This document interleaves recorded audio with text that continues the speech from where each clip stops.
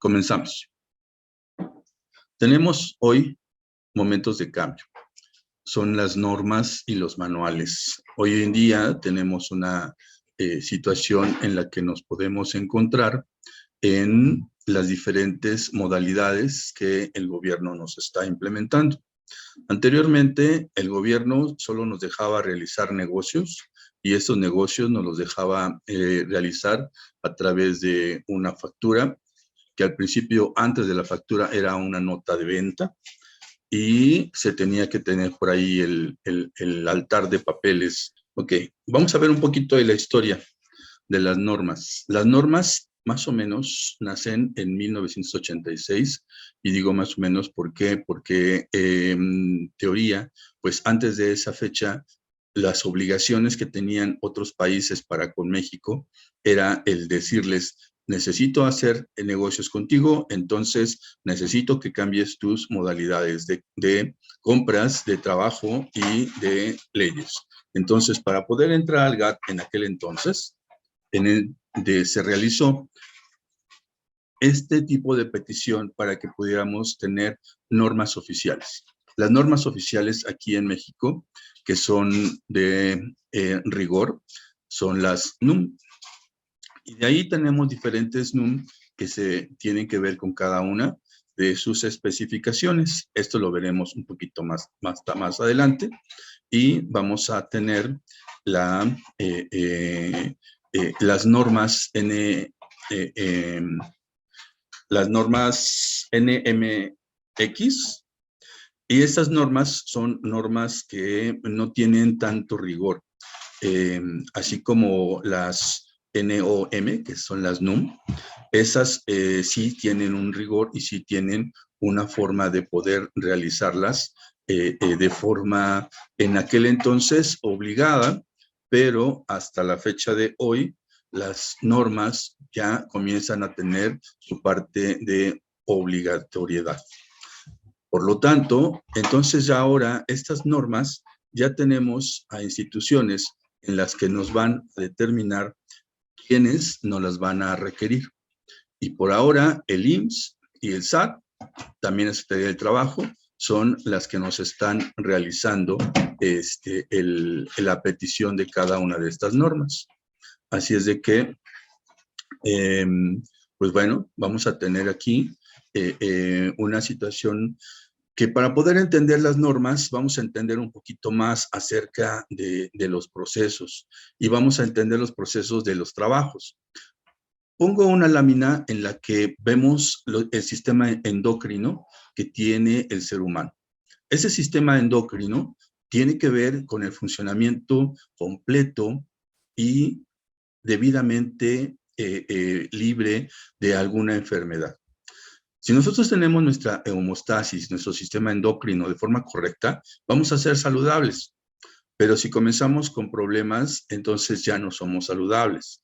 Por lo tanto, ahora que pasó lo de la pandemia, las normas nos dicen que si se hubiera cumplido con un poquito más de cuidado lo que anteriormente el IMSS hacía con su Prevenims, solamente era difusión, solamente era en momentos en los que invitaban a las personas para que pudiéramos gozar de una mejor salud, solo que no funcionó del todo. Por lo tanto, si nos seguimos en la forma de la mejora del ser humano, pues tal vez hubiéramos tenido menos personas fallecidas por el COVID si tuviéramos una mejor salud. Aunque tampoco conocemos bien la enfermedad y realmente fue devastadora, entonces lo importante para el Seguro Social es que podamos tener una mejora en cada trabajador. Un trabajador sano me va a rendir más. Un trabajador sano me va a hacer gastar menos para el Seguro Social. El Seguro Social gasta mucho dinero con medicamento para hipertensión, para la diabetes y para algunas otras enfermedades que ya están por ahí totalmente vistas y que no se pueden erradicar del todo por la forma en la cual nosotros nos vamos desempeñando. la mala alimentación, el estrés laboral y bueno, muchas otras situaciones. Esta parte del estrés laboral es lo que hace en la parte del cerebro algo así como el aglomeramiento de todas las ideas que tenemos y que nos hacen en un momento estallar y que nos va a provocar muchas veces el infarto. Por lo tanto, para cada una de estas enfermedades, pues tenemos que mantenerlos lo más sanos posibles. Entonces, el patrón generalmente aquí en México se ha venido caracterizando de la forma en la que, pues, yo solamente quiero ver mi retribución, mi inversión transformada en ganancia, y no me importa si el trabajador se desvive, si le causan enfermedad, entre más cargue mejor porque termina más rápido, entre más pueda tener una labor de desarrollo psicosocial más pesada, pues entonces comienzan los problemas. Bueno, en estas normas vamos a tener por aquí una situación en la que podemos ver que en las empresas vamos a tener algo de lo que no hemos visto. Y digo no hemos visto porque muchas veces nos ahogamos nada más en la parte del dinero y de la remuneración y la inversión de mi trabajo. Primero que nada, la empresa debe de tener su misión, su visión y sus valores. Dentro de su misión nos dice qué es lo que está haciendo, cómo lo demuestra. Y pongo esta imagen en donde la empresa pues se dedica a hacer un restaurante en la playa, muy acogedor, muy cómodo, y con sus velitas en cada uno, protegidos para que tengan los menores riesgos. Esto vamos a aprovechar también para hablar un poquito más acerca de las normas.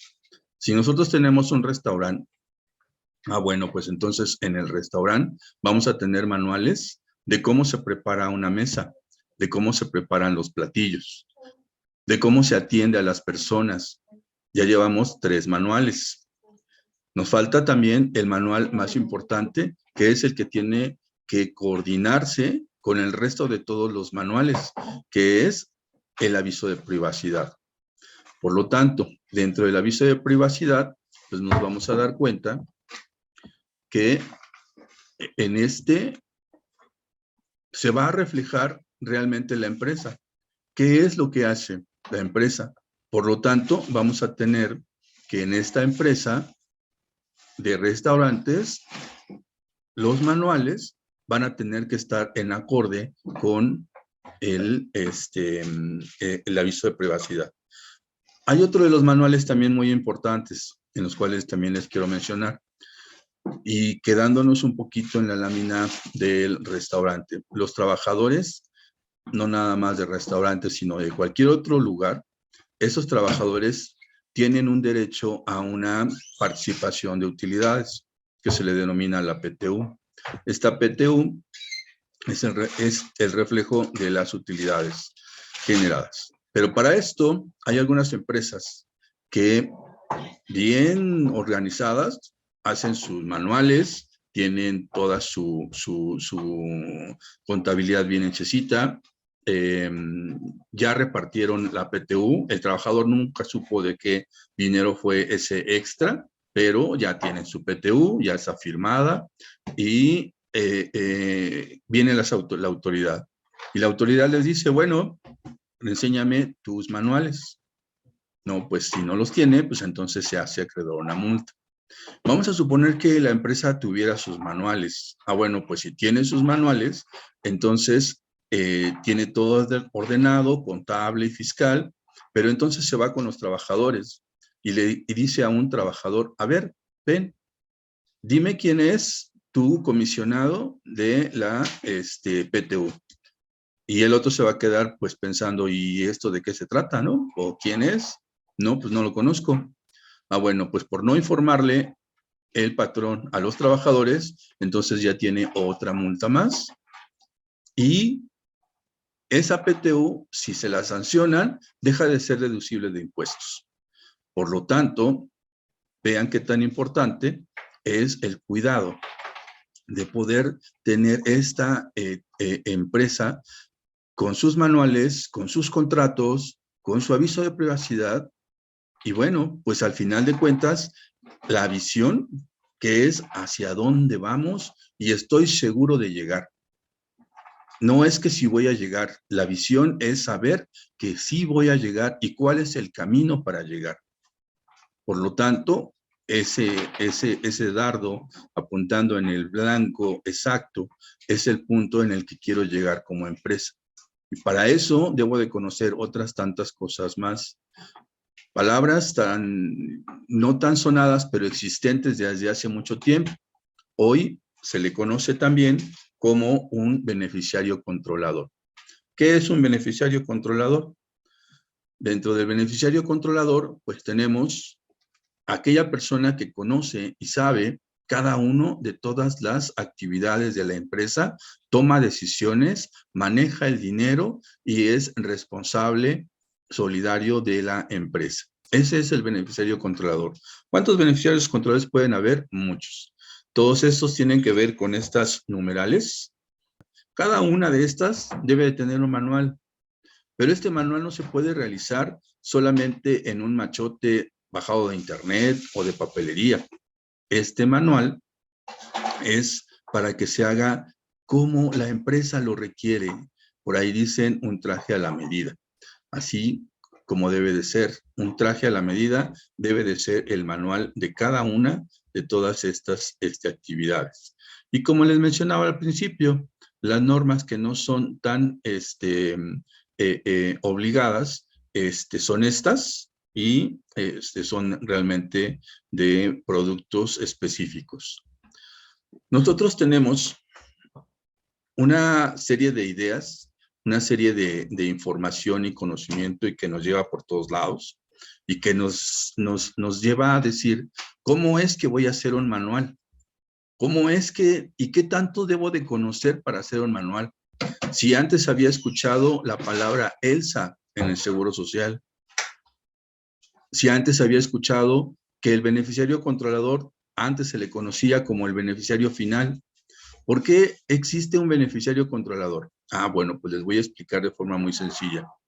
Anteriormente, sin que le nombrara beneficiario controlador y que se les nombrara únicamente como la persona que es el responsable de la empresa, bueno, pues entonces, ¿qué es lo que hacía? Protegía a una persona que era el sobrenombre de esa empresa. Entonces, el socio o los socios se desvinculaban de alguna actividad que tuviera que ver con los movimientos de la empresa. ¿Y a quién se le cargaba todo esto? Pues al representante legal. El representante legal era el que se encargaba de todo. Pero ¿qué fue lo que hizo la empresa en algunas formas no tan onerosas? Y con la forma específica de poder sacar ventaja. Bueno, pues esta situación fue que se llevaron a una persona que no conocía mucho de leyes, que no conocía casi nada de la situación y lo nombraban como representante legal. Esta persona le cambiaban de domicilio y al final de cuentas no lo encontraban. ¿Y a quién le podían fincar la responsabilidad? A nadie. Entonces, las empresas fantasmas se ponían a través de ese representante legal. Cosas que la autoridad menciona hoy, pues no. El beneficiario controlador debe de estar localizado. El beneficiario controlador debe de ser 1, 2 o 3, los que tomen la decisión dentro de la empresa. Pero también los socios están vinculados dentro de las actividades de la empresa. Porque para aquellas personas que quieran hacerles un manual, busquen a aquella persona que sabe, que conoce cada uno de estos temas. Y bueno, pues les doy las gracias y ya no nos queda mucho tiempo por aquí en la reunión. Entonces, pues muchas gracias y tienen por ahí mi forma de contactar para poder estar a sus órdenes. Les agradezco